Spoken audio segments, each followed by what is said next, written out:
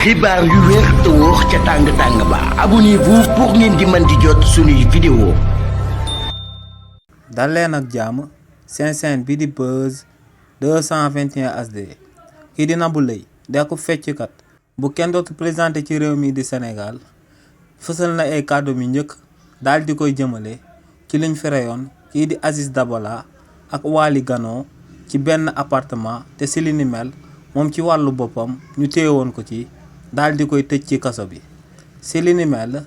kii di Nabou Leye ne lu leer ba am moom mooy que ne lu sababoon ñu téyewoon ko tëjoon ko lu tollook weer ci kaso bi jëmale ko ci lu ñu reyoon kii di Aziz Dabala ak Waly Gano ne li ni mel moo ngi daal di bàyyeekoo ci benn vidéo si bi nga xam ne dañ koy dégg mu daal di wax que ne fii ku dee da ngay daal di perte waaye ne vidéo boobee nag ki nga xam ne moom moo ko jëloon daal di koy fësal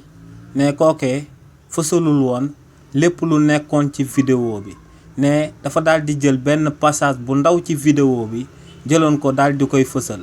ne nag lu sababoon kookee daal di amal li ni mel ne moom personnellement xamu ko te ne pour nit ñi daal di xam loolee lu sabab kookee daal di koy def ne faaw ñu dem ba ci moom ñu daal di koy laaj amaana kooku dina leen si daal di tontu waaye ne lu leer ba am moom mooy que ne moom bu desoon ci moom rek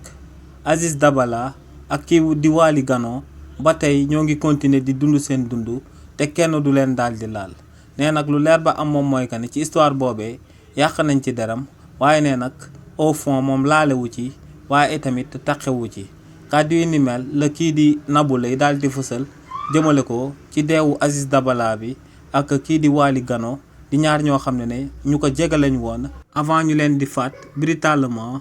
ci réewu Sénégal. xibaar yu wér te wóor ca tàng-tàng ba abonnez-vous pour ngeen di mën di jot suñuy vidéo.